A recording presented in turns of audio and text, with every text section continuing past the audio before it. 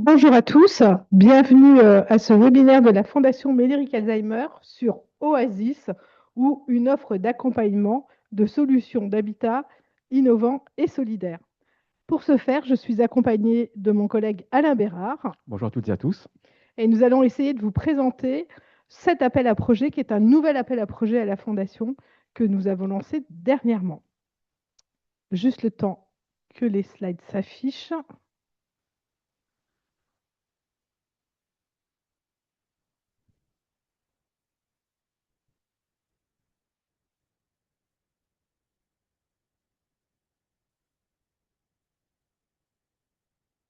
Alors j'espère que vous voyez tous notre écran.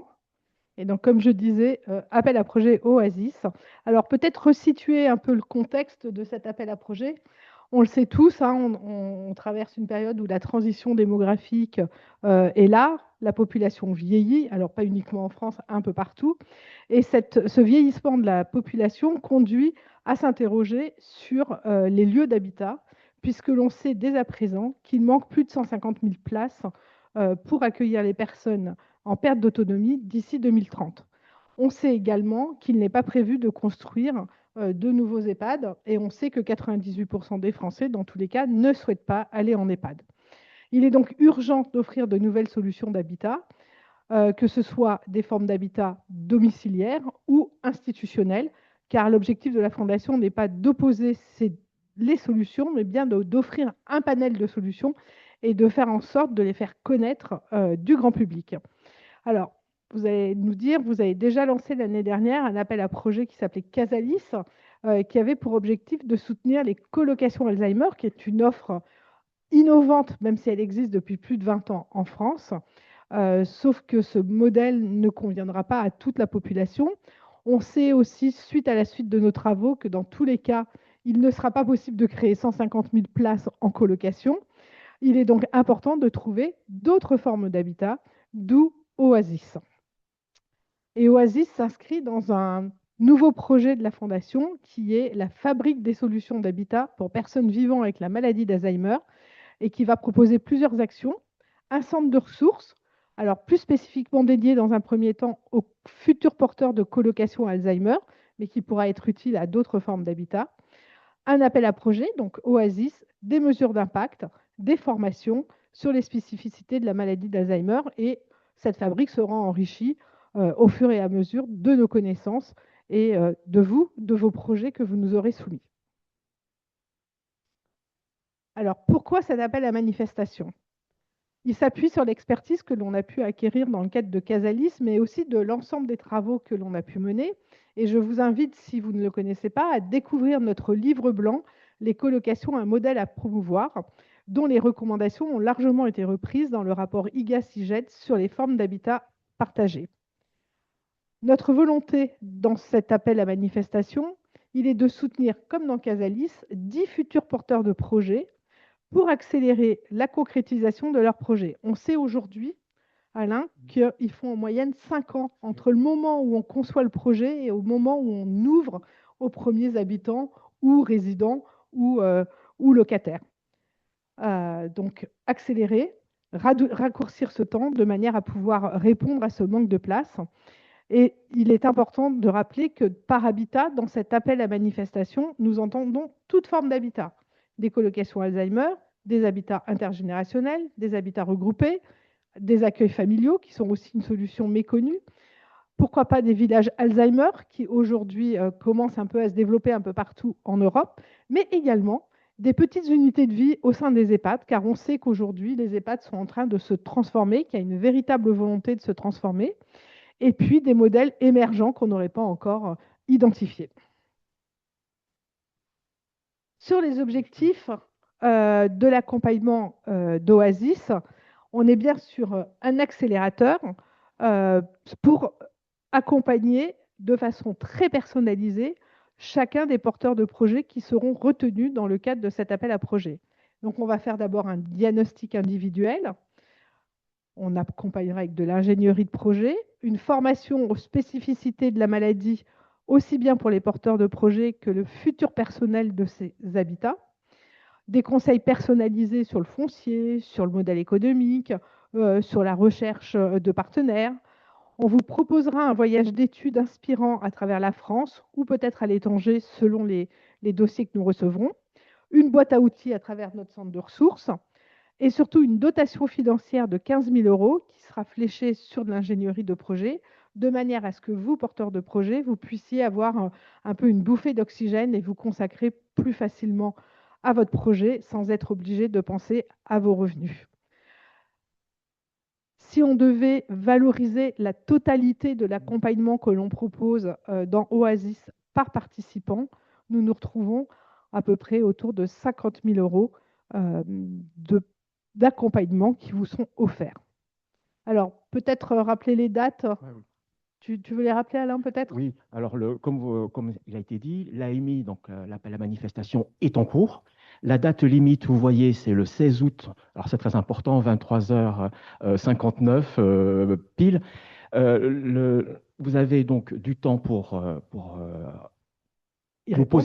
nous poser des questions, répondre, candidater, etc. On verra tout à l'heure les modalités précises avec où est-ce que vous pouvez déposer votre dossier, etc. Vous voyez, le jury va se réunir en septembre 2026. Alors, très important, on organise une cérémonie de remise des prix le 23 septembre 2026. C'est très important de le signaler, Christine, parce qu'on vous demande d'être présent à cette occasion. Donc, ça veut dire que dès à présent, si vous candidatez, bloquez cette date parce qu'on vous demande vraiment d'être présent, ce qui est quand même important parce que vous allez rencontrer bien, vos autres collègues des autres projets qui ont été retenus. Et c'est là que commencera officiellement notre accompagnement où on vous présentera l'équipe qui vous accompagnera pendant cette année ou ces quelques mois selon vos projets. Alors, qui peut candidater? Alors, ça, c'est une question importante. Alors, bien sûr, une personnalité morale, ça, c'est important. C'est-à-dire qu'en fait, ce n'est pas un individu, une personnalité morale. Très important, à but non lucratif, à but non commercial, qui relève donc de l'intérêt général. La Fondation, nous sommes reconnus d'utilité publique, donc nous travaillons dans l'intérêt général, non pas d'un individu, par exemple, on verra tout à l'heure, c'est un critère important, mais sur un groupe d'individus, de personnes vivant avec la maladie d'Alzheimer, les aidants, etc. Deuxième point important également, il faut que ce promoteur soit français. C'est-à-dire qu'en fait, il ait son siège social en France. En France, dans le sens large du terme, c'est la métropole, c'est bien sûr les départements d'outre-mer. Voilà, ça c'est très important. Alors, on a deux cas de figure. Soit la structure juridique existe déjà, et c'est une bonne chose, ou soit c'est quelque chose qui est en cours de constitution, et donc c'est réalisable également. Mais il faut impérativement, si on veut aller au bout de la démarche, qu'il y ait une structure juridique, parce que la structure juridique, c'est notre interlocuteur direct, et puis c'est aussi le récipiendaire du financement que l'on va verser. Un point important aussi, c'est qu'en fait, chaque candidat ne peut candidater que pour un seul projet. Je peux être, je ne sais pas, une tête de pont de plusieurs structures et je peux déposer 2, 3, 4 candidatures, pas dans ce cadre-là. Là, vraiment, le promoteur propose un projet. La nature du projet, eh bien, on a dit, nous sommes dans le cadre de l'habitat. Alors, un habitat particulier parce que dans Oasis, vous avez remarqué qu'il y a le I de innovant. Donc, du coup, il faut que ce soit un habitat innovant. On verra tout à l'heure ce que ça signifie, innovant, pour bien sûr un public particulier qui est le public qui vit avec la maladie d'Alzheimer. Comme m'a dit Christine, c'est l'habitat, il faut le voir au sens très large, c'est l'habitat de colocation, l'habitat partagé, regroupé, inclusif, accueil familial, etc. On se laisse vraiment, comme disait Christine tout à l'heure, ce que nous voulons, c'est pouvoir offrir aux Français le choix. Il faut qu'on ait le choix en fonction de ses besoins, en fonction de ses capacités, etc. On vous demande de rédiger le projet en langue française, bien entendu. Alors, c'est sous-entendu, mais si vous voulez être compris de la part du jury, etc., langue française, et puis écrivez de manière claire et lisible pour pas qu'on déforme votre projet, votre pensée. Et puis, bien sûr, le projet, voilà, il faut qu'il y ait à la clé un modèle économique qui soit crédible. Alors, ce qu'on veut dire pas crédible, c'est que le projet n'existe pas encore. Donc, on ne peut pas vous demander d'inventer l'avenir, mais en tous les cas, dans vos calculs, dans vos prévisions, soyez le plus exhaustif possible pour que vous ayez un modèle économique qui tienne autant que possible la route. Après, dans la mise en œuvre, dans l'évaluation, tout ce qu'on mettra en place par la suite, on verra, on ajustera à ce moment-là votre modèle économique. Mais en tous les cas, ne sous-estimez pas ce volet qui est important parce que le modèle économique, c'est ce qui va nous permettre de déterminer dans quelle mesure on va pouvoir essaimer et dans quelle mesure votre projet peut être pérenne. Alors, on a juste oublié de dire avant de commencer, j'ai oublié de dire avant de commencer, que évidemment, nous allons répondre à toutes vos questions par la suite. L'idée, c'est de vous présenter vraiment en détail cette AMI et bien évidemment de vous laisser la parole et qu'on puisse répondre à vos questions. Donc là, je pense que déjà, il y a deux questions qui vont revenir, que ce soit sur le modèle économique ou juridique. Alors, qui n'est pas éligible? Alors, comme toujours, évidemment, ce sont les parties prenantes directement du projet, c'est-à-dire en fait les membres du jury ou leurs familles, les personnes qui contribuent d'une manière directe ou un peu plus indirecte, je pense notamment aux salariés de la fondation ou autres. Donc, les membres du jury, les familles, les personnes qui contribuent, ainsi que leurs familles, ne peuvent pas, évidemment, contribuer et apporter un projet. La nature du projet, bien sûr, comme je disais tout à l'heure, c'est à destination d'un public, donc de plusieurs personnes, et donc ce n'est pas un projet pour une personne. Je pense, peut-être que ce sera une des questions, je pense notamment à l'accueil familial. L'accueil familial, vous avez des accueils, entre guillemets, accueil familial, c'est ça que je mets pas au pluriel, qui peuvent recevoir une personne, et puis vous avez d'autres qui peuvent recevoir deux ou trois ou quatre personnes. Donc là, on vous demande vraiment un projet qui bénéficie à plusieurs personnes. La deuxième chose, il faut que ça apporte de la nouveauté. Donc, il faut qu'on sorte un peu de ce qui existe déjà et en particulier de ce qui est déjà institutionnalisé. Donc, en fait, ce sont des projets qui portent sur des hébergements ou des habitats autres que le médico-social au sens, évidemment, du Code de l'action sociale et des familles. Et puis, évidemment, comme vous disiez tout à l'heure, il faut que le projet soit rédigé en français. Donc, du coup, une autre langue ne sera pas retenue. Peut-être plus tard, les années prochaines, quand on sera dans une ampleur internationale. Mais pour l'instant, nous restons dans le cadre français. Et puis, bien sûr, alors, ça coule de source, mais vous savez, ce qui coule de source, c'est beaucoup mieux quand c'est dit. Il y a des contenus quand même qui sont interdits. On peut être des professionnels passionnés, mais ce n'est pas pour autant qu'il faut critiquer, dénigrer des actions publiques, des pouvoirs publics, etc. Et puis, bien sûr, on peut être tenté parfois de vouloir soit dénigrer, mais c'est surtout de promouvoir des intérêts qui sont des intérêts de groupe, que ce soit des intérêts religieux, des intérêts communautaires, etc. Nous sommes vraiment pour l'intérêt général.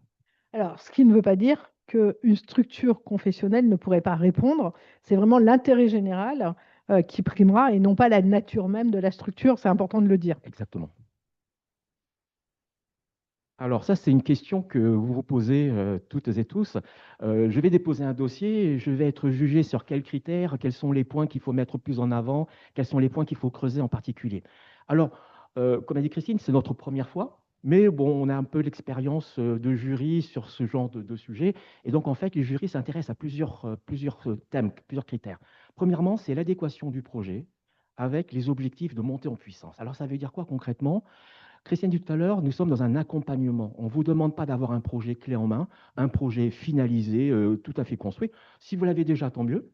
Mais si vous êtes à un stade de conception encore, ce qu'on vous demande, c'est nous donner des éléments de la trajectoire. Où est-ce que vous voulez nous amener? Où est-ce que vous voulez aller? Et donc, il faut que vous nous donniez ces éléments. Et bien sûr, dans cette fameuse trajectoire, vous allez progressivement, au fur et à mesure de vos réflexions, au fur et à mesure de vos réalisations, vous allez monter en puissance. Et donc, ce qu'on voudra voir, c'est regarder par rapport à vos ambitions, votre objectif, par rapport à votre calendrier, par rapport à ce que vous voulez mettre en œuvre, dans quelle mesure, et tout ça, c'est quelque chose qui est cohérent et compatible. Deuxième point, évidemment, un habitat, bien sûr. Un habitat, ce n'est pas seulement un lieu que l'on habite, c'est aussi et surtout un lieu où l'on y vit. C'est pour ça que la qualité du projet de vie, la qualité du projet social, c'est quelque chose qui est très important. Ce n'est pas un lieu d'enfermement, ce n'est pas un lieu où on fait des restrictions. Et donc, du coup, votre projet doit être ouvert de manière générale, ouvert vers l'extérieur, ouvert dans la cité, si vous êtes déjà dans la cité, ou ouvert vers la cité. Et c'est pour ça que la notion d'ancrage territorial est une notion très importante. Ancrage, il faut le prendre dans plusieurs sens. Il y a le sens géographique, où est-ce qu'il se situe dans le bassin de vie, où est-ce qu'il se situe par rapport à la cité ou à la ville la plus proche. Mais l'ancrage, il faut aussi le prendre dans le sens quels sont les acteurs, quelles sont les relations, les partenariats que vous avez développés ou que vous allez développer pour pouvoir justement mettre en place cet accompagnement. Donc, quel est l'écosystème? Quels sont les acteurs qui vont apporter l'accompagnement? L'accompagnement, juste un petit rappel, ça vous le savez, étymologiquement, accompagner, c'est faire un petit bout de chemin ensemble, c'est partager du pain. Donc, on va cheminer un petit bout ensemble. Et puis, c'est important aussi, c'est cette notion d'accessibilité financière. Ce qu'on ne voudrait pas, c'est qu'il y ait une discrimination, qu'il y ait une sélection par les revenus financiers. Et donc, les membres du jury seront très attentifs sur quelles sont les conditions, quels sont les loyers, ou quelles sont les différentes contributions qu'on pourrait demander. Alors, ça dépendra des structures, ça s'appellera un locataire, un habitant, un résident, un accueilli. Voilà, les termes sont très variables. C'est le S de solidaire de Oasis, c'est le dernier S, c'est important. Innovation sociale, c'est le I de Oasis. L'innovation sociale, c'est qu'est-ce que ça apporte comme nouveauté, comme changement, comme plus-value par rapport à ce qui existe déjà. Ça, c'est important. Il ne s'agit pas de nous proposer de construire, je prends l'exemple caricatural exprès, de construire un EHPAD en lui-même. Hein. Les EHPAD, il y en a plein. Mais qu'est-ce que, si c'est une structure EHPAD qui porte quelque chose à l'intérieur en son sein de particulier, c'est ça l'innovation. Ça peut être une innovation soit organisationnelle, soit sociale, etc. Ce n'est pas forcément synonyme automatiquement de technologie. Voilà. Mais qu'est-ce que ça apporte de neuf? Et puis, c'est très important, la participation, moi je dirais c'est les 3 P. C'est lorsque le projet va être mis en œuvre, il sera mis en place, comment ça va fonctionner? Comment les habitants vont y vivre? Comment les aidants vont y vivre? Comment ils vont interagir avec les professionnels? Ça, c'est la participation dans le cadre du projet réalisé. Mais c'est la participation également dans la construction, la conception du projet. Là, on est en amont. Est-ce que vous, promoteurs, vous allez faire appel aux conseils, aux avis du public que vous allez accueillir par la suite, les familles? Et puis, troisième P, on l'a déjà vu, c'est le P de participation financière. Alors, ça, c'est Je une autre pense question. qu'on a envie aussi d'aider les futurs porteurs qui vont répondre à notre appel. Et donc, on a combiné, cherché quelques questions qui pourraient vous aider à réfléchir et à voir si, d'une part, vous pouvez candidater et où vous en êtes de votre projet. Alain, Oui, je te laisse dire ces questions. oui, on a pensé à vous. C'est le fameux syndrome de la page vide. C'est-à-dire, je suis devant mon dossier. Même si le dossier est structuré, la grande question, c'est quelles sont les informations qu'il faut donner. Là, le conseil, si vous me permettez, c'est mettez-vous à la place du jury. Le jury, il ne vous connaît pas, il ne connaît pas votre dossier, donc donnez-lui les éléments qui vont lui permettre de mieux comprendre votre philosophie d'accompagnement, votre action, etc. Donc, du coup, c'est des questions habituelles, mais il faut le rappeler. C'est quelle est la population cible? Voilà, quelle est la population accueillie? Est-ce que ce sont des personnes malades, comme on disait, maladies d'Alzheimer, mais est-ce que c'est des malades jeunes? Est-ce que c'est des malades classiques, etc. La deuxième chose, c'est comment ces personnes vont interagir, comment elles vont interagir entre elles, interagir avec les professionnels extérieurs, avec les professionnels de la structure de l'habitat. Donc ça, c'est un point important. Le nombre de bénéficiaires, c'est important de connaître un peu la taille de ce que vous voulez mettre en place. Et puis, comme je disais tout à l'heure, quelle est votre philosophie d'accompagnement? Qu'est-ce que vous voulez mettre en place? Et donc, quel est votre projet de vie pour les personnes que vous allez accueillir? Quel est le projet social? Ça, c'est très important. L'environnement territorial, on a vu tout à l'heure, c'est de savoir quel est votre ancrage, précisez bien quels sont les partenaires sanitaires, médico-sociaux, peut-être même au-delà, les commerçants et autres. Donc, donnez toutes les informations qui vous permettent de décrire votre environnement immédiat, l'habitat, mais son environnement proche, le jardin, le quartier, et ça peut aller un peu plus loin au sein de la cité. Le modèle économique, bien entendu, c'est un sujet très important. Comme on vous le disait, ça va nous permettre, pardon, enfin le jury, de voir dans quelle mesure l'accessibilité va être démocratique et dans quelle mesure on va pouvoir favoriser le côté pérenne de votre projet. Le montage juridique, c'est important parce qu'il y a plusieurs possibilités. Donc, quelles sont ces possibilités et quelles sont les mieux adaptées par rapport à votre situation? Le calendrier réaliste, calendrier, il faut le voir dans deux sens. Il y a le calendrier, c'est mon calendrier de mise en place de mon projet, mais c'est également le calendrier de la réflexion, de la conception, de la montée en charge, la montée en compétence de mon projet. Donc, dans votre calendrier, il faut qu'apparaissent ces deux éléments. Et puis, bien sûr, comme on dit tout à l'heure, c'est une offre d'accompagnement. L'idée, c'est de vous accompagner, c'est de vous conseiller, c'est de vous aider, c'est d'apporter des réponses aux difficultés que vous pouvez rencontrer. Et donc, dites-nous tout simplement quelles sont les difficultés que vous rencontrez aujourd'hui, les difficultés que vous pensez rencontrer à moyen ou à long terme, quels sont vos manques, quelles sont vos carences, les compétences, les moyens, et puis surtout, Ah bah, je crois qu'il ne faut pas toujours se faire du mal. Dites-nous aussi quelles sont vos forces et faiblesses. C'est important aussi de se valoriser et d'argumenter, voilà, comme on dit, d'où je viens, pourquoi je viens et où je vais. Voilà, ça c'est très important. Et puis, dans certains cas, peut-être certains d'entre vous, vous avez déjà réalisé une étude de faisabilité et donc du coup, c'est un bon document. Alors, c'est pas obligatoire, Christina, si je ne me trompe pas, mais si vous avez une étude déjà de faisabilité, il ne faut pas hésiter à le mettre dans le dossier. Pour compléter ce que tu viens de dire, je pense qu'il y a un mot qui est important à retenir, c'est l'honnêteté. On se rend compte, et notamment sur l'appel à projet Casalis, que finalement, le projet tel qu'il a été écrit sur le dossier de candidature n'est pas celui qui va ouvrir, parce qu'entre-temps, bah, il y a eu soit des textes de loi qui sont sortis, soit vous-même, vous avez, en échangeant avec les autres membres lauréats, bah, décidé de changer votre fusil d'épaule, j'ose dire, ou d'accentuer un peu plus sur un dossier, etc. Donc en fait, soyez honnête, n'essayez pas de nous faire plaisir ou de nous montrer que votre projet, il est bien ficelé, que tout est pensé. C'est jamais le cas, et heureusement, ou sinon on ne serait pas là pour vous accompagner. Donc, soyez honnêtes, nous serons pragmatiques. Qu'est-ce qui va faire la différence? Voilà, parce que ce n'est pas un examen, hein, vous avez compris, c'est un concours, puisqu'il y aura malheureusement ou heureusement, je ne sais pas, 10 lauréats au total. Donc en fait, quels sont les points quand même qui sont les majeurs là-dessus? Donc là, en fait, c'est un résumé de tout ce qui vous a été dit. Le premier point, c'est l'ancrage territorial. Voilà, bien définir votre zone géographique, les différents acteurs. Donc quelles sont les données dont vous disposez, à quels besoins vous comptez répondre, quelles sont les réponses imparfaites ou des réponses qui sont déjà là mais méconnues, etc. Quelles sont les relations, les partenaires que vous avez déjà identifiés? Donc, décrivez la situation locale. La deuxième chose, bien sûr, c'est quelle va être la vie réelle lorsque le projet sera mis en œuvre. Donc, quelle interaction, quelle participation des différentes personnes concernées, les familles, les interactions avec les professionnels de votre structure, mais les professionnels aussi extérieurs, libéraux, hospitaliers, etc. Le modèle économique, on précise bien le terme, crédible, parce que là, on ne vous en voudra pas, parce que dans l'expérimentation, dans le travail qui sera fait, il y a des choses qui vont être modifiées, modulées.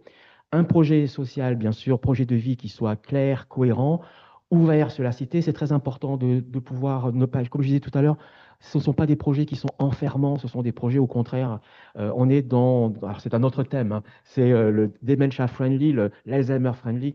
Et donc, du coup, c'est, voilà, laissons place un peu à la liberté d'aller et venir lorsque c'est possible. Évidemment, l'écosystème, c'est-à-dire qu'on ne fait jamais un projet seul, même si on porte un projet, on travaille toujours avec d'autres personnes. Ces personnes pouvant être des financeurs, différents acteurs qui interviennent. Donc, c'est bien sûr le conseil départemental, c'est l'agence régionale de santé, ce sont les consultations mémoire, là déjà on est dans le secteur hospitalier, les équipes mobiles, ça peut être les SIAD, les services de soins infirmiers à domicile, les SAD, les services d'accompagnement et d'aide à domicile, etc. Donc, vous voyez, c'est très large. Le calendrier, ça c'est très important, qui nous permet de voir comment vous allez échelonner dans le temps vos différentes étapes. Et puis, bien sûr, le dossier, on va le voir dans quelques instants, mais remplissez, toutes les cases sont utiles. L'avantage, le dossier a été pensé pour être comme un, comment dirais-je, un protocole embarqué. C'est pour vous éviter d'oublier certaines idées importantes. Donc, évitez de rendre des cases vides. Donc, le dossier complet, structuré, puis comme je disais tout à l'heure, il faut qu'il soit bien lisible. Ça sera vraiment, vraiment dommage de passer à côté, de mal vous comprendre par rapport à ce que vous voulez. Voilà. Et puis, alors ça, c'est la nouveauté, j'ai découvert ça, Christine, je trouve ça intéressant. C'est le fameux pitch que l'on trouve parfois. L'idée, c'est de ne pas vous juger uniquement sur du dossier. Le plus souvent, c'est sur dossier. Un peu d'humain, c'est pas mal. Donc, on vous demande de réaliser une petite vidéo de, vous voyez, 3 minutes maximum. Et donc, en 3 minutes, vous allez présenter vos projets, vous allez donner envie de vous faire confiance, vous allez nous donner envie de vous accompagner, etc. Ça, c'est vraiment le temps, je dirais, le temps humain. Alors, les conditions de vidéo, j'aurais qu'une seule condition, que ce soit qu'on vous voit bien, qu'on vous entende bien. Pour le reste, on va laisser votre génie créateur ou créatif. Alors, non, mais soyons clairs, la vidéo, c'est tourné avec avec votre téléphone, pas de montage. Ce qu'on veut, c'est vraiment percevoir votre motivation, voilà, votre personnalité et absolument pas la qualité de la vidéo. On vous rassure, elle ne sera absolument pas diffusée sur les réseaux. On sera amené, si vous êtes lauréat, à faire des vraies vidéos de vous et de vos équipes, mais là, c'est juste pour effectivement un élément supplémentaire pour aider le jury à prendre sa décision. Alors, les modalités de candidature, elles sont assez classiques à la Fondation, hein. Vous avez trois possibilités. Le premier, de remplir un formulaire en ligne. Alors, vous avez le QR code qui renvoie vers la page d'information d'Oasis. Et sur cette page d'information, vous trouvez le lien pour remplir le formulaire en ligne. Mais vous pouvez également l'envoyer par mail après avoir téléchargé le dossier Word qui devra être complété en nous l'envoyant par mail à l'adresse oasis-med-du6alz.org. Tout simplement. Et puis, si vous avez n'importe quelle question d'ici août, d'ici la clôture, n'hésitez pas à nous poser les questions sur cette même adresse mail. Nous vous y répondrons le plus rapidement possible. Peut-être une précision, Christine, sauf erreur de ma part. Donc la date limite, c'est le 16 août. Oui. En revanche, oasis@medals.org ne peut répondre à vos questions que jusqu'à la fin de ce mois, enfin le mois de juillet. Donc on aura les 2 premières semaines du mois d'août où le dispositif ne sera pas… Alors, pour une bonne raison qu'on sera déjà en congé, il faut Voilà. le dire aussi, il faut être tout à fait transparent. Dans réponse effectivement à vos questions jusqu'au 30 juillet possible. Il est temps de passer aux questions. On espère que que ça a été très clair. Alors, je suis sûre que vous avez plein de questions. Vous êtes nombreux à être en ligne. J'ai déjà reçu quelques questions, donc je vais essayer. Une première question, Christine, si tu me permets. Est-ce qu'on aura un replay? Tout à fait. Bonne question, Alain. Effectivement, ce repli sera accessible d'ici la fin de la semaine sur notre site internet. Et vous pouvez aussi le diffuser une fois qu'il sera en replay et que vous aurez reçu le lien largement autour de vous, car je sais que vous êtes parfois plusieurs porteurs de projets à essayer d'échanger ensemble pour pouvoir faire progresser votre projet. Alors, on a beaucoup de questions, Alain. Oui. La première, concernant les bénéficiaires, j'ai compris que la Fondation a principalement pour objectif d'améliorer l'accompagnement et la prise en charge des personnes vivant avec la maladie d'Alzheimer. Cependant, est-il possible d'inclure dans les projets d'ordre public, par exemple, des personnes en situation de handicap ou encore des personnes n'ayant pas de troubles cognitifs? Je pense que la réponse va être claire, hein. Alors, on aimerait bien de pouvoir faire un mixte, cette fameuse mixité, c'est important. Alors, premièrement, les personnes qui ont des troubles cognitifs et des personnes qui n'ont pas de troubles cognitifs, ça, c'est une question qu'on s'était posée déjà sur d'autres, notamment sur les colocations, etc. Si je vais prendre l'exemple des colocations, du coup, ça va être éclairant. C'est qui la personne qui a des troubles cognitifs et des personnes qui n'ont pas de troubles cognitifs? Ça peut être, par exemple, un couple, le mari et l'épouse. Imaginons que le mari a la maladie d'Alzheimer, le couple vient dans votre établissement, dans votre structure, dans votre maison, etc. Malheureusement, un des deux décède. Je vais dire, par exemple, c'est la personne qui a les troubles cognitifs qui décède. Et du coup, on se retrouve avec une chambre qui va être donc prise, c'est normal. Du coup, on n'est plus dans notre cible, qui est en fait une structure qui héberge, qui est à destination d'une personne qui a la maladie d'Alzheimer, donc elle a des troubles cognitifs. Et vous ne pouvez pas mettre la personne, le conjoint, la conjointe dehors, etc. Donc c'est compliqué. Donc du coup, il faut réfléchir à l'avance à ces situations-là.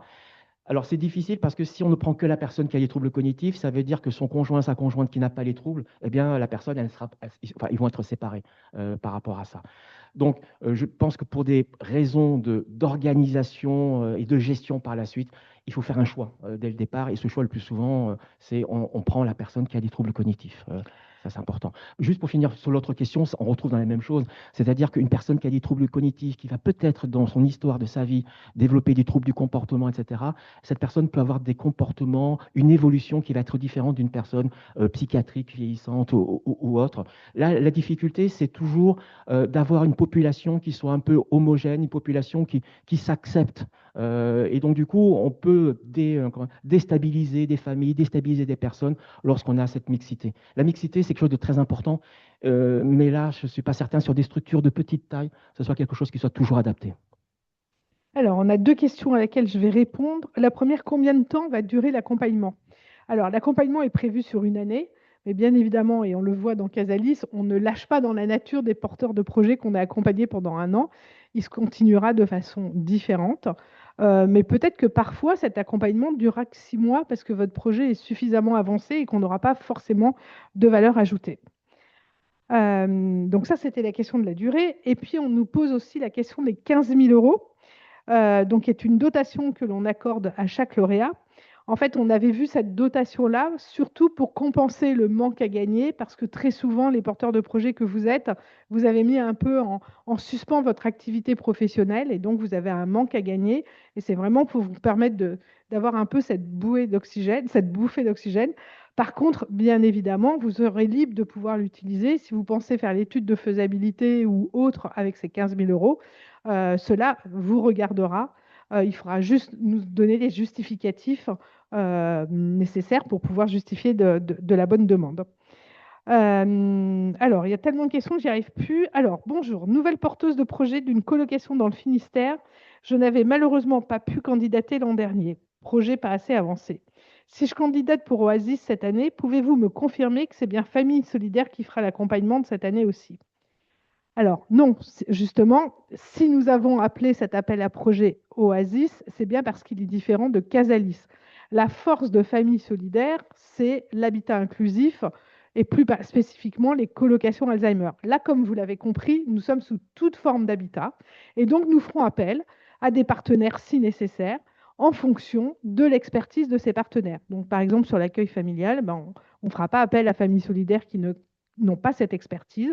On fera appel peut-être à cette famille ou à l'UNAF ou à d'autres qui ont cette expérience. Donc, c'est bien un appel à projet que nous portons tout seul cette année, contrairement à Casalis. Mais en tant que colocation Alzheimer, puisque je comprends bien, vous vouliez candidater sur Casalis, donc ça devait être une colocation Alzheimer, vous pouvez tout à fait y candidater sur Oasis.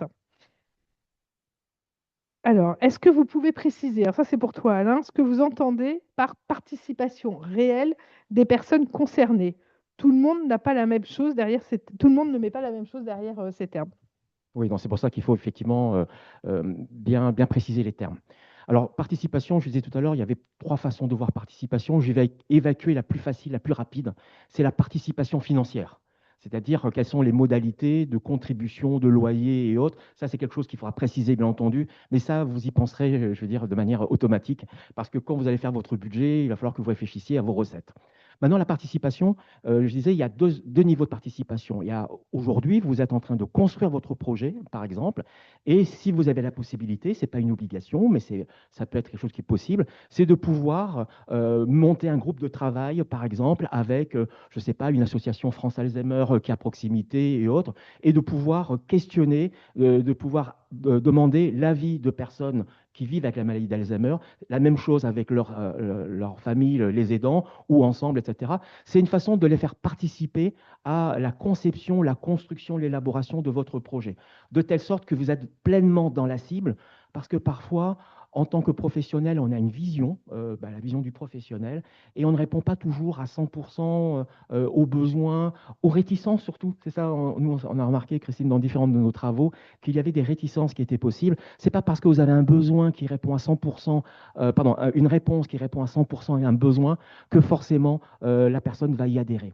Donc du coup, on peut avoir ce travail préparatoire d'intégrer, je ne veux dire pas la recherche participative, mais en tous les cas, l'idée, c'est de faire contribuer les personnes concernées. Et enfin, troisième niveau, c'est la participation, c'est-à-dire dans le fonctionnement de votre structure, dans le projet de vie, etc. Les professionnels vont être au service, je dirais, de la personne accueillie, habitante, etc. Mais il ne s'agit pas d'être là pour assister, pour accompagner passivement. Il faut que l'habitant soit aussi maître de sa vie, de son destin. Et donc, du coup, comment vous allez le faire participer, comment vous allez le faire agir. Donc, c'est tout ce qui va concerner sa vie de relation avec son environnement, sa vie de tous les jours, sa contribution, je ne sais pas, aux tâches ménagères ou autre. Là, je prends l'exemple des colocations. Dans les colocations, quand il y a un appareil qui est en panne, etc., les familles participent. C'est eux qui changent, qui tournent, etc., comme à la maison. Et voilà, c'est ça la participation, c'est quelles vont être les activités, les contributions, j'aime pas trop le terme en nature, parce qu'il y a toujours une connotation. Voilà, c'est comment ça va fonctionner concrètement et comment les personnes que vous allez accueillir vont aller et venir et tout simplement vivre. Oui, et participer aux décisions. Oui. Autre question à laquelle je vais répondre, c'est concernant l'accompagnement proposé, que se passe-t-il si au cours de l'accompagnement, il apparaît que le projet ne pourra finalement pas aboutir pour diverses raisons? Dans ce cas, l'accompagnement est-il interrompu ou peut-il se poursuivre jusqu'à son terme malgré l'impossibilité de réaliser le projet? Alors, si on se trouvait dans ce cas de figure, ça veut dire que le jury n'aurait pas fait son boulot correctement. En fait, l'idée, c'est quand même de sélectionner des projets qui devraient aboutir. Alors après, on n'est jamais à l'abri, effectivement, d'une maladie, d'un incident de la vie, mais c'est pour ça qu'on insiste pour que ce soit une structure juridique et une personne morale, parce qu'on ne peut pas porter le projet seul, il faut être à plusieurs, justement, pour éviter, en cas de souci, qu'un projet d'intérêt général et majeur aujourd'hui ne puisse pas aboutir. Donc, si on se retrouvait dans une situation comme celle-ci sur l'un des projets, le rôle de la Fondation serait de mettre tout en œuvre pour assurer la pérennité du projet en trouvant des solutions localement avec vous et avec votre structure.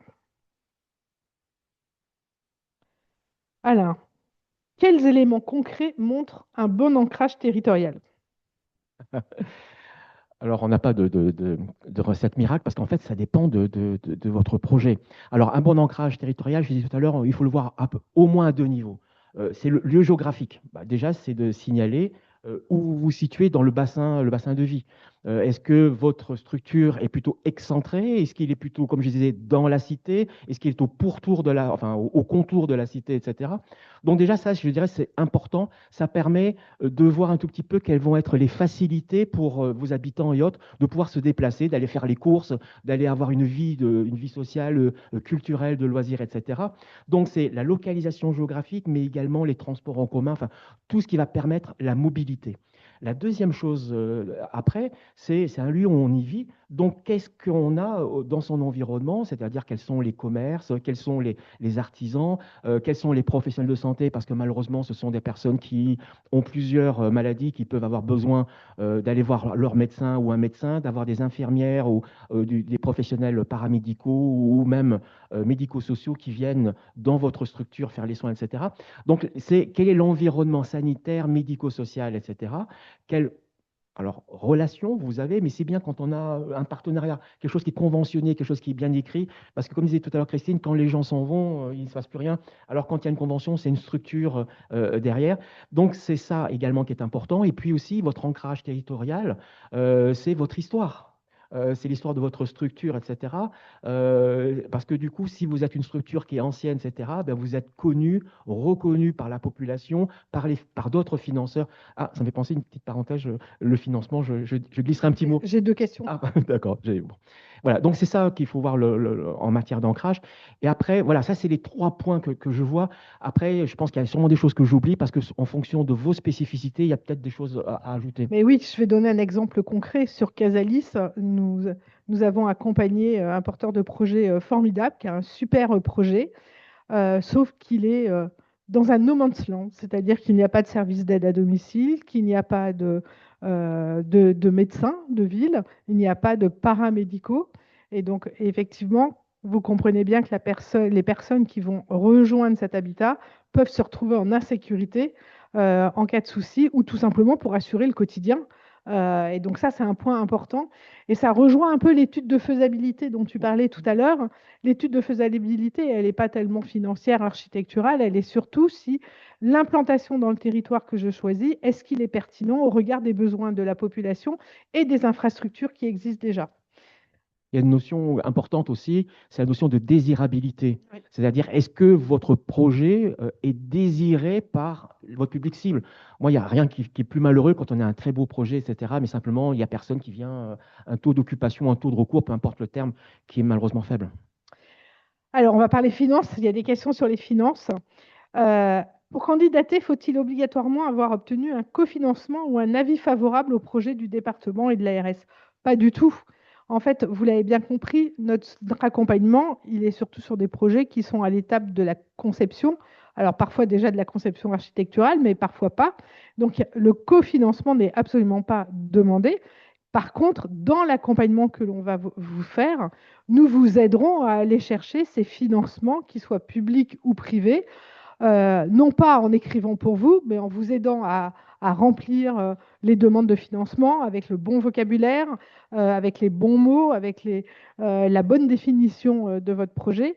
Et ça, c'est une part importante. On vous donnera aussi une liste de noms de financeurs potentiels du privé, des mutuelles, etc. Bien évidemment, tout ceci fait partie de notre accompagnement. Parce que, comme dit Christine, c'est un accompagnement qui a un début et qui, malheureusement, a une fin. Et donc, ça veut dire que le financement a un début, mais le financement a également une fin. Donc, nous n'avons pas vocation à financer votre projet de manière pérenne. Question sur les formations. On a parlé tout à l'heure qu'on allait offrir les formations sur les Mhm. spécificités de la maladie, que ce soit aux porteurs de projet ou à l'équipe. Et donc, j'ai une question. Les formations à Paris sont-elles toutes en présentiel? Alors, tu compléteras si tu veux, Alain. Nous, on est convaincus quand même que le présentiel est primordial.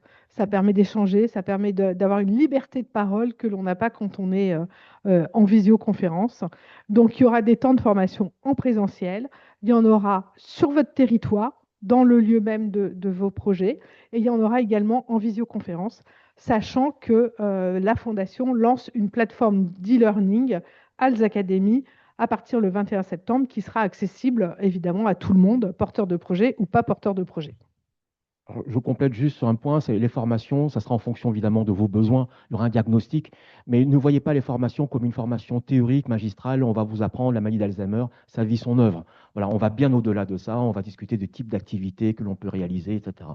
Oui, par le terme de formation, on entend comment vous aider et comment aider les futurs personnels de ces habitats à faire face à la déambulation, à la fugue, aux crises d'angoisse, d'avoir le bon comportement pour qu'ils puissent avoir la bonne attitude, mais surtout, eux, ne pas être en souffrance, parce qu'il ne faut pas oublier que la qualité de vie des professionnels est aussi importante que la qualité de vie des aidants. Donc, de vous donner des clés pour faire face à ces troubles du comportement et ces troubles cognitifs. J'ai une question assez drôle. On a parlé que dans l'accompagnement, on organiserait un voyage inspirant en France ou à l'étranger. Et donc la question, c'est le voyage d'études est-il obligatoire? Alors oui, il le sera. Et peut-on choisir la destination? Non. Alors généralement, si on le fait en France, ce sera sur l'ensemble de l'Hexagone parce que pour nous, on a à cœur de montrer à nos porteurs de projets la diversité des modèles qui existent, parce que ce n'est pas parce qu'on fait par exemple une colocation Alzheimer que toutes les colocations Alzheimer ont le même format. Ce n'est pas parce qu'on va faire un village Alzheimer que tous les villages Alzheimer doivent fonctionner de la même manière. Donc oui, ce sera un voyage assez divers sur l'ensemble du territoire. Et si on va à l'étranger, ce sera un pays où l'innovation sociale en termes d'habitat aura quelque chose à apporter à nos projets. Et donc ça, on ne pourra y répondre qu'une fois qu'on aura sélectionné les 10 porteurs de projets. Alors, que doit contenir la vidéo de 3 minutes? Alain, je sais que tu adores cette question. Ah, c'est une question à la fois simple et compliquée parce que ça dépend de vous, ça dépend de ce que vous voulez mettre en avant, etc. Mais je dirais 3 minutes, c'est long, mais en même temps, c'est très court. Voilà. Donc, du coup, euh, on a, on a souvent l'habitude, quand on écrit, mais ce n'est pas à l'oral, de faire ce qu'on appelle des bois morts. C'est-à-dire, en fait, on dit des choses qui n'ont pas d'importance, qui permettent de meubler. C'est parce qu'on ne sait pas si on a suffisamment de matière et autres. Donc, du coup, oubliez tout ça. Vous allez à l'essentiel. Parfois, c'est un discours qui est très simple. On vous a posé les différentes questions. Il y a beaucoup de questions. Je ne suis pas certain qu'en 3 minutes, vous ayez le temps de répondre à toutes les questions. Il faut que vous priorisiez quels sont les éléments que vous voulez mettre plus en avant. Si par exemple vous êtes dans un milieu rural, ben, le point important, c'est peut-être de montrer la solidarité entre les différents acteurs, les commerçants, etc., l'entraide, etc. C'est pour ça que c'est compliqué à dire parce que c'est très variable selon le territoire où l'on situe, en fonction aussi du type de structure. Communiquer sur un village Alzheimer, par exemple, une initiative de ce type-là, c'est très différent d'une colocation, etc. Donc je ne peux pas vous dire plus parce que je ne veux pas vous induire en erreur en vous disant c'est comme ça qu'il faut faire. Ça dépend, je suis désolé, je botte en touche, mais ça dépendra surtout de vous. C'est ce qui nous permet aussi de juger parce que, comme je disais, il ne s'agit pas de juger qu'un dossier technique, hein, et c'est aussi de juger des motivations, une personne, votre envie de convaincre. Merci Alain. J'ai une question pratico-pratique aussi. Comment sont choisies les thématiques prioritaires du diagnostic? En fait, notre diagnostic est à 360 degrés. Il n'y a pas de thématique prioritaire. Par contre, de ce diagnostic, on définira avec vous les thématiques qui nous semblent prioritaires dans votre accompagnement. Mais le diagnostic sera complet, évidemment, ou sinon on ferait une grosse erreur de dire on va juste regarder votre connaissance sur la maladie d'Alzheimer, par exemple, et votre foncier. Non, on aura bien un diagnostic à 360 degrés qui définira les 2-3 thématiques de votre accompagnement. Alors, on a une question aussi de technique, pardon, qui est est-ce que les départements ou la CNSA ont encore des lignes budgétaires pour la VP? Oui, bien sûr, il y a toujours des lignes budgétaires pour la VP. On va pas se casser, enfin, on va pas se voiler la face, hein. Il est difficile quand on parle d'un public atteint de troubles cognitifs de convaincre les départements d'obtenir l'AVP, mais ce n'est pas impossible. Et nous avons dans Casalis pu démontrer que parfois des départements qui étaient carrément opposés à donner l'AVP à une colocation Alzheimer pouvaient changer d'avis lorsqu'on leur répondait à leurs inquiétudes. Donc oui, c'est possible. Et dans le livre blanc que nous avons produit, vous verrez que la CNSA est citée et très attentive aux travaux que l'on peut mener pour rassurer sur la capacité des personnes atteintes de la maladie d'Alzheimer à pouvoir vivre dans des habitats autres que des hébergements médico-sociaux. Alors, je crois qu'on a fait un peu le tour. Je repasse un peu toutes les questions. Vous en avez tellement posé que je ne suis pas sûre. Moi, j'ai une question, Christine. Oui, vas-y. Donc là, nous avons reçu plusieurs questions, nous avons apporté des réponses. Et puis, je pense que plusieurs personnes vont envoyer leur dossier ou du moins envoyer des questions via l'adresse oasis@med-als.org. Est-ce qu'il existe une foire aux questions? Et sinon, est-ce qu'on va créer une foire aux questions à partir de tout ça? Il y a une foire aux questions sur notre page d'information sur Oasis. Et tu vois, il y a encore plein de questions. Si le siège social est en France, mais que le projet est dans un DOM, est-ce que je suis éligible? Mais depuis quand la DOM n'est pas la France? Donc la question est dans la réponse. Oui, bien sûr. On peut tout à fait être en Guyane, en Nouvelle-Calédonie, à Mayotte, et porter un projet et nous vous accompagnons. Ce sera peut-être un peu plus difficile pour qu'on vienne sur place, mais on vous accompagnera.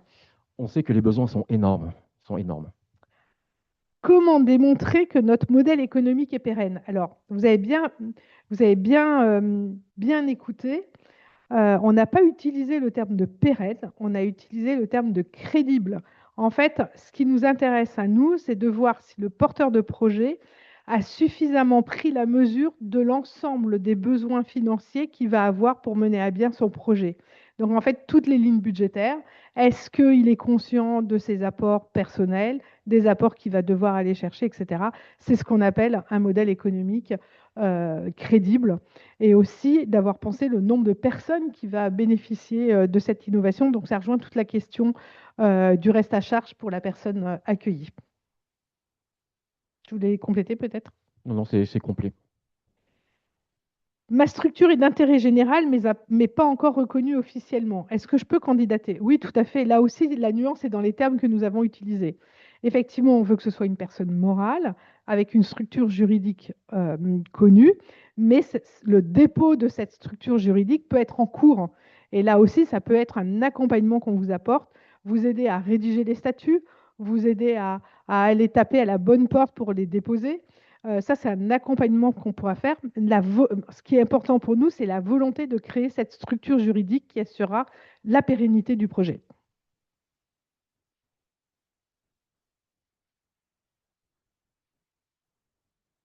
Que se passe-t-il si un lauréat ne peut pas participer à une session de formation? Ben, c'est la prison, non? Moi, j'allais dire, il rembourse. Non, alors beaucoup plus sérieusement. Évidemment, on sait tous les contraintes que l'on peut avoir, familiales, professionnelles, etc.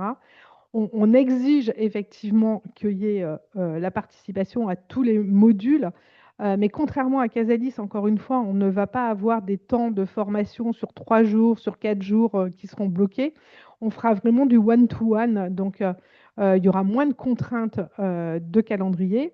Et ce qui est important, c'est l'équipe que vous êtes, hein. Depuis tout à l'heure, on vous dit, vous ne pouvez pas être tout seul. Donc si vous ne pouvez pas venir, vous pouvez envoyer l'un de vos collaborateurs, l'un de vos bénévoles qui pourra suivre la formation si vous êtes indisponible.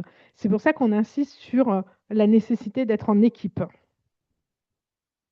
Les formations, c'est le contenu, bien sûr, de la formation, mais c'est également les relations que l'on peut tisser avec ses collègues sur les autres projets. On apprend beaucoup également des autres. Voilà. C'est pour ça que c'est un temps qui est important au-delà du fait d'acquérir de la nouvelle connaissance.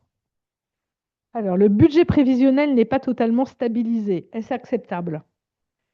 Alors, si vous parlez des chiffres dans les colonnes qui ne sont pas stabilisés, oui, c'est acceptable si vous avez toutes les lignes budgétaires qui sont bien identifiées. Qu'après, votre budget ne soit pas équilibré, bah, je dirais quelque part, heureusement, ça veut dire que vous avez besoin qu'on vous accompagne et qu'on va essayer de trouver des solutions ensemble, mais pas que nous. Les 9 autres lauréats qui seront avec nous pourront aussi apporter leur bille et apporter peut-être une expertise qu'ils ont, des solutions qu'ils ont pu trouver pour justement stabiliser leur budget prévisionnel. Donc là aussi, pas de... si on devait résumer, en fait, quelle que soit l'étape de votre projet, vous pouvez candidater. Quel type de professionnels doivent intervenir dans un habitat Alzheimer? Alors, je ne vais pas répondre à cette question parce qu'en en fait, on ose espérer que les professionnels qui vont intervenir dans ces habitats innovants ne sont pas les personnes qui vont déposer le dossier. Pourquoi? Parce qu'on ne peut pas être un bon professionnel du soin et être un bon porteur de projet qui sait faire du foncier, qui sait faire du plaidoyer, qui sait faire de la recherche de fonds.